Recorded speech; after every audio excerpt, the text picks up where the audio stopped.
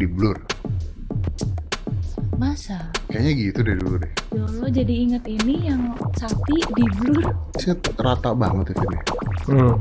Itu tuh berarti nanti akan terus begitu. Ya paling nanti gua bikin supaya nggak terlalu rata lah, manual lah pakai gunting atau apa.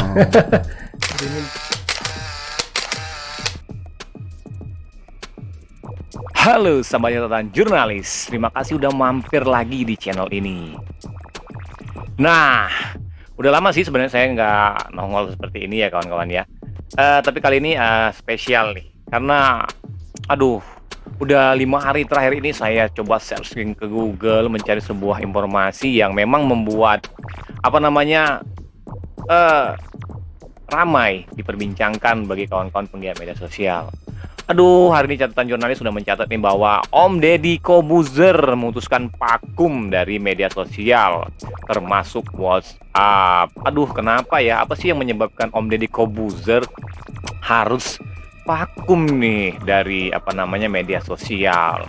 Padahal kan Om Deddy ini kan adalah salah satu nih podcaster yang banyak sekali diikutin oleh kawan-kawan podcast atau kawan-kawan penggiat media sosial yang mencoba peruntungan dengan cara yang dilakukan Om Deddy. Om Deddy, kenapa sih hal itu sampai terjadi dan apa sih yang menjadi Om Deddy pikirin sih sehingga Om Deddy memutuskan untuk vakum dari media sosial? Nah, tapi nggak hanya Om Deddy nih, sahabat catatan jurnalis, saya ngobrolin nih. Ternyata nih ada beberapa juga penggiat media sosial, khususnya sang konten kreator atau YouTuber yang sempet memutuskan untuk stop vakum dari media sosial. Dan alhamdulillah sih akhirnya dia juga masih tetap eksis dan kembali lagi ke platform digital yang satu ini. Karena mungkin platform digital ini memang asik bro, dimana kita bisa mengekspresikan diri kita untuk bisa berbagi informasi, berbagi pengalaman, berbagi pengetahuan, sama-sama kita belajar. Nah, mungkin ada beberapa hal catatan saya. Salah satunya adalah Mbak Ria Ricis. Waktu itu Mbak Ria Ricis memutuskan untuk saya stop bermedia sosial, stop YouTube nih kayaknya. Nah, tapi setelah beberapa waktu kemudian, nggak tahu nongol deh video terbarunya Mbak Ria Ricis. Nah, akhirnya Mbak Ria Ricis sampai sekarang masih tetap eksis membuat sebuah konten kreator menjadi seorang penggiat media sosial. Baru-baru ini juga tepat mungkin setelah perjalanan ada keputusan 1 tahun yang lalu sampai sekarang mungkin katanya itu ada Skinny Indonesia. Nah, itu Skinny Indonesia juga memutuskan untuk berhenti bermain media sosial, stop YouTube gitu kan. Nah, tapi juga nggak tahu sih kenapa alasan dia untuk stop YouTube. Nah, itu. Ini juga salah satu public figure yang memang banyak diikuti sama kawan-kawan penggiat media sosial, karena memang mereka ini adalah orang-orang yang kreatif, orang-orang yang memiliki ide-ide cemerlang yang memang dia tuangkan dalam sebuah video kreatif yang ini memang bagus nih dan memang harus kita pahamin dan kita mengerti. Dan juga kita bagusnya sih mengikuti dengan cara dimodifikasi bagaimana dia mengekspresikan dirinya ke dalam platform digital ini. Nah, 5 hari yang lalu akhirnya juga muncul nih, ini sang master Om Deddy Corbuzier memutuskan vakum dari media sosial, YouTube dan WhatsApp nih bahkan Om Deddy Corbuzier juga menulis di akun Instagramnya dia Master Corbuzier bahwa dia berhenti untuk vakum media sosial dan WhatsApp. Dan juga dia menulis sebuah quote di Twitternya yang menyebutkan bahwa pedang pun harus tajam di dalam sarungnya. Wah, itu quote-quote yang memang memiliki arti dalam banget. Bagaimana kita bisa mengerti diri kita sendiri itu sebenarnya kita ini di mana sih jati diri saya ini, sehingga memang perlu kita gali lebih jauh lagi agar kita bisa mengekspresikan diri kita tuh lebih luas lagi gitu kan. Wah, ini tapi saya yakin dah Om Deddy Corbuzier itu hanya vakumnya sementara, dan semoga aja nih Om Deddy Corbuzier itu hanya merefresh dirinya agar bisa lebih fokus dalam menyusun strategi apa sih yang akan dilakukannya di di media sosial ini ke depan.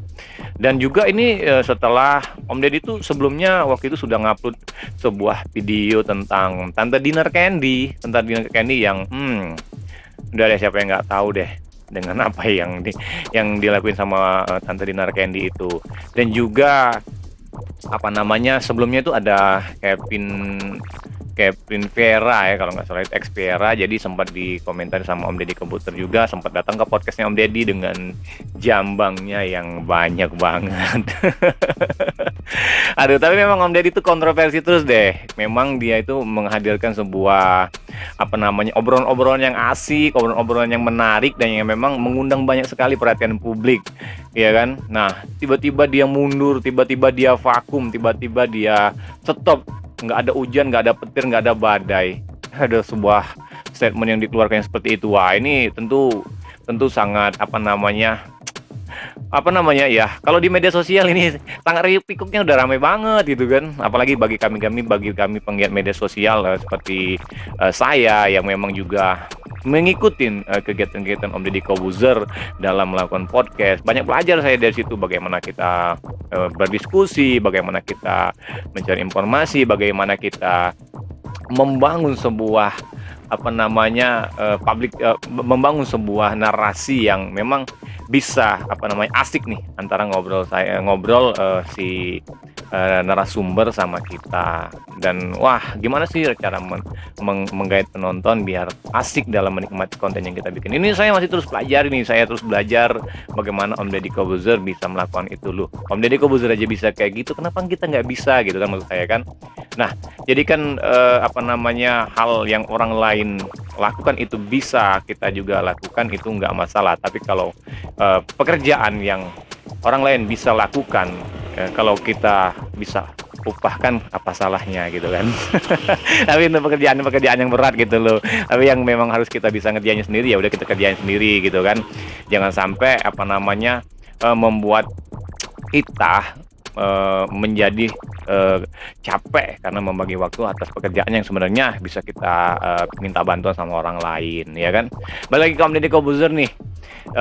Mungkin Om Deddy Kobuzer sekarang lagi pengen fokus sama dirinya sendiri, memanjakan dirinya sendiri ya. Karena saya juga ngerasain Om Ded, ya Kak.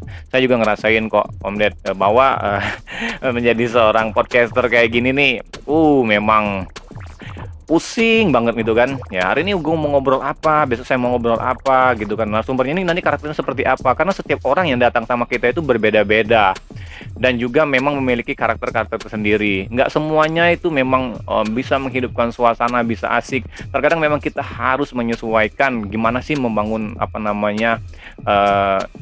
suasana asik ketika kita saat ngobrol bersama narasumber yang kita hadirin itu, ya kan. Ada yang kaku, ada yang tegang, ada yang asik, ada yang kocak. Wah, bermacam-macam karakter tuh yang datang ke kita tuh.